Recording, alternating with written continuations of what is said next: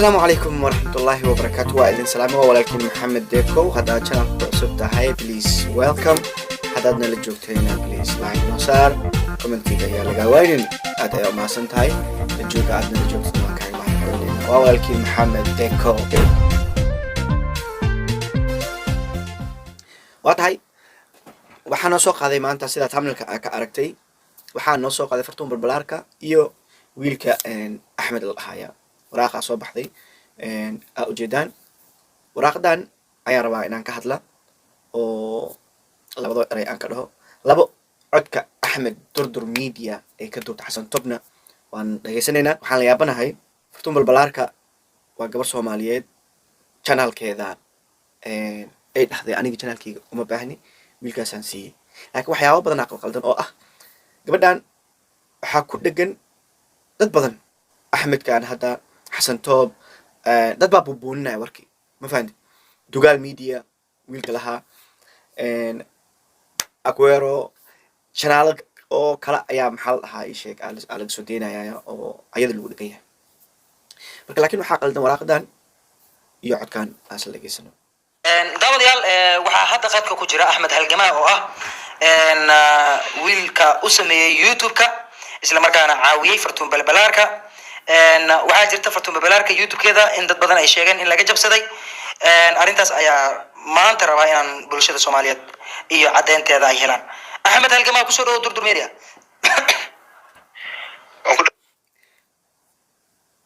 Axmed Sawaya lana soo gashay waxay walaalkay waa salaamaya adiga dhamaan asxaabta ku taxanba Durdur Media aad waka waxa iga warantaa Axmed Halgamaa fartuun balbalaarka markii ugu horeysay aad YouTube u sameysay iyo sida share-ka aad adiga YouTube-keeda uga noqotay iyo faahfaahin guud dadka ka sii arrin aad maartay su'aal aad muhiim ah weeyaan horta insha Allah anigoo qaar kalena waafajiyo kolay arrinta ugu horeysay YouTube-kan markaan sameynay sameyn oo adiga dhankaaga xataa aad ku leedahay jiro intaan sameynin ka hor xiriir aan kula soo sameeyay waa jirtaa oo ah in gabadhaani macnaha isla markaas wax loo qabto oo aan ku aaga ira Xasan Miya war adiga dhankaaga xitaa bal dadaal ooga sameey hadii aad xasuusatid taas markaan ka soo gudbo dadaal muxuu Xasan kaga sameynayaa fartuun markay fartuun ka tagtay ama uu ka soo buriyay ama ay isdagaaleen ama wax walba wax dhacay ayada gunigeeda u istaagtay wuxuu dadaal u sameynaa YouTuber muqdisho kula jooga YouTuberada muqdisho is yaqaanaan annagana waan naqaanaa YouTuberada muqdisho jooga maba is jeclaba midba midka kale ku taagan yahay marka sidee ugu caawinaa gabadhaan horta YouTube-ka waan sameeyay waan maxay ahayd soo kaxeeyay nolosha meesha ugu horeysay oo aan ka wada bilownay intuu ka soo kaxeeyay horta ugu horeyn intuu ka soo kaxeeyay wuxuu ka soo kaxeeyay Durdur Media Durdur Media ka soo kaxeeyay waxay ahayd in markaas iyadoo bilow ah wax walba horta la isla bilaabay oo YouTube-kii armihiisa la create gareeyay oo isla markii ay shaqadii iyo barnaamijkii iyo wixii loo hawlgalay wixii ugu horeeyay uu sameeyo horta waxay ahayd in macnaha guri la kariyay kiridii gurigii iyo wixii oo dhan markaas mas'uuliyadda qofkii ayada ay saaratayna uu ahaa walaalkay dayax oo ayada aan ku bartay isla markaana lacagii ugu horeeyayna ayada aan gacanta ka saaray oo aan ku yiri balaato camera iyo waxa ku gudan kartid bal ku soo iibso oo qorshaha uu ahaa inay hore ugu shaqeyso dulmigan horta maalinkaas uu bilowday horta xaqiiqda marka aan kaaga la hadlayo sababtoo ah lacagtii ugu horeysay $850 ah ee aan akoonkeeda ugu diray aniga oo ku aaminaya yani inay tahay gabar Soomaaliyeed oo aan ku aaminaya inay tahay maanta gabar dhiban oo u baahan in nolosheeda wax horumar ah ay sameyso darteed ayaa Ilaahay wuxuu qadaray in kaamirada maalinkaas la iibinayo oo noqdo kaamira ay macnaha celis ah oo nuuci loogu talagalay xitaa in la iibiyo aan la iibinin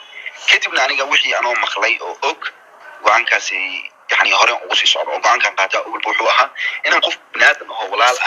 عن قرب استراجع وسيب بوحده وعن بلا حاجة الحين وجديد أن كجرين عن معناه وعاويه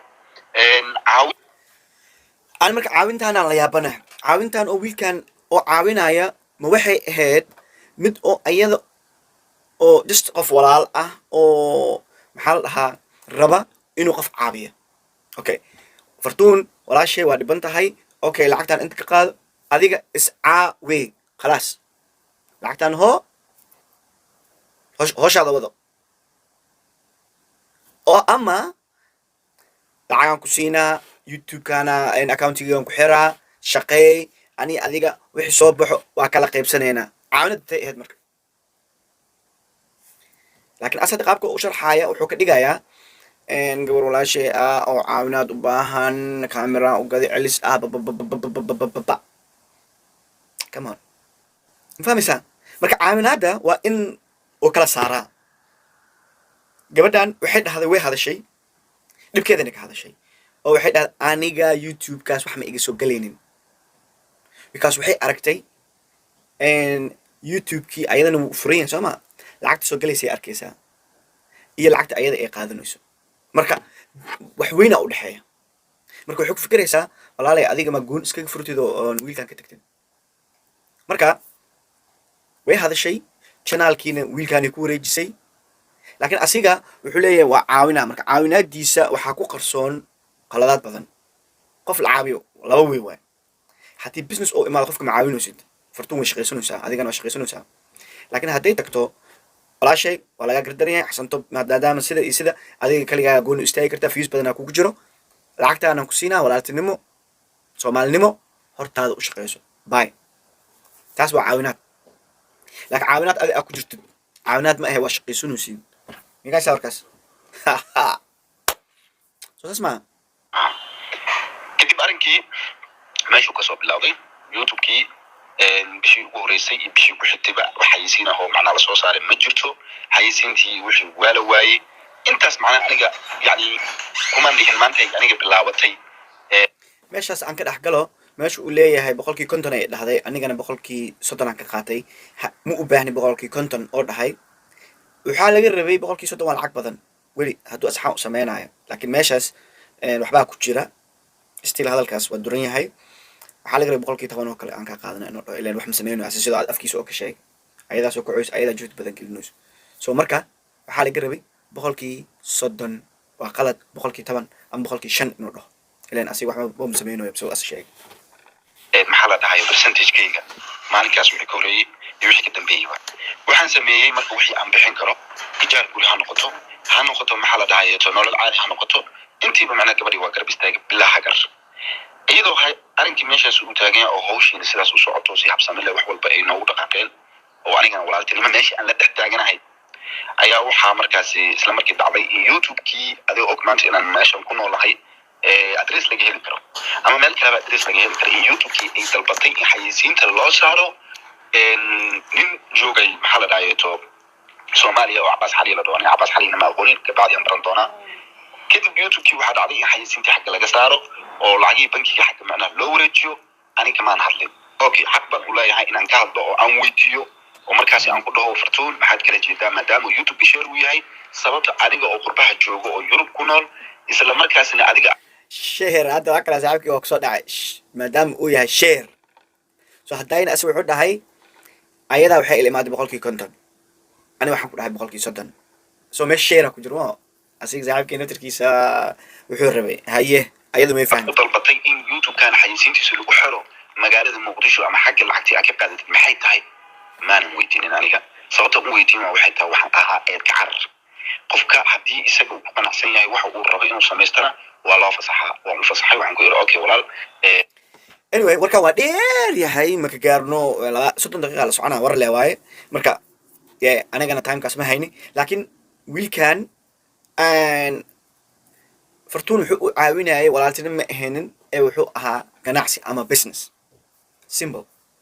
wuxuu ahaa ganacsi ama business labada sidaa u taqaanid ma ahaynin fartuun ee walaalay aan ku caawiyo hortaada usoo xasan top ha u shaqaynin oo dantaada iyo ilmahaaga iyo walaaltinimadaada soomaalinimadaada u shaqayso hooyadaadana wax tar laakiin fartuun way ku fahantay arrintaa wiilkan way ka gaashaawantay muqdisho accountigeeda ku xiratay ugu dambeyn marka waxaa soo baxday in hooshii oo dhan kuuba qalad ay ku bilaabatay wixii oo dhan ay isku qasmeen taasaa soo baxday waa tahay waxaan rabaa marka hadda inaan ka hadlo waraaqadan oo la soo saaray waraaqada jamhuuriyadda federaalka soomaaliya ani baan ku qori karaa youtube jamhuuriyadda federaalka soomaaliya ko warta waraaqadan qofka soo suubiyey dembi wuxuu ka galay dowladda soomaaliya because wuxuu suubiyey cabdirashideeye ama copy uu suubiyey waa qalad jamhuuriyadda federaalka soomaaliya hadday waraaqadan nootadan maa lahaa meel noota la tagay waxaas aa jirta umaleyna muqdisho haddii waraaqadan ee kasoo baxday xafiis dowladda soomaaliyeed waa in uu saarnaadaa shabadda shabadaan dhahna maho meesha ugu dambeysa shabad korkeedana reference waraaqada jamhuuriyadda loogoodana waa in la saaraa dee ma laga ilaabi karo ilan waxaan wax dib haddii macnaha wixii dib loo raaco kale reference number waa in la helaa laakiin waraaqo oo lagu soo qoro waayo maxaa la dhahaa ii sheeg internet coffee shop ama xaafad lagu qoro waayo marka waraaqadan wax ma ka jiro waraaqadan ciyaalka xaafadda waaye anoo fartuun ah iyo anoo axmed ah iyo qofka u qorayba gabadhan teedi kale markii ay noqoto ganacsi markuu wax yahay 70% lacag yar ma aha 1500 leeyahay marka 70% 1500 ma soo gaarayso marka lacagta cadadeeda guud ahaan ma yaqaan horto 70% naga daaye 70% xaga naga dhig horta lacagta guud ahaan ma yaqaan 3,000 miya 4,000 miya 5,000 miya 2,000 miya ma yaqaan lacagta oo la kala qaybsanaya 70%-ga ayada gabadhan ku soo aadayso iyo 30ka oo wiilkan ku aadaay lacagtaas horta guud ahaan ma yaqaan walaalkii maxamed eekow intaasaan rabay inaan idin caddeeyo waxaan leeyahay gabadha ha laga dego waa gabar soomaaliyeed hooyadeeda iyo ilmaheeda ha u shaqaysato uurayna leedahay qofka markuu uur leeyahayna waa laga qaleeyaa ka qaleeya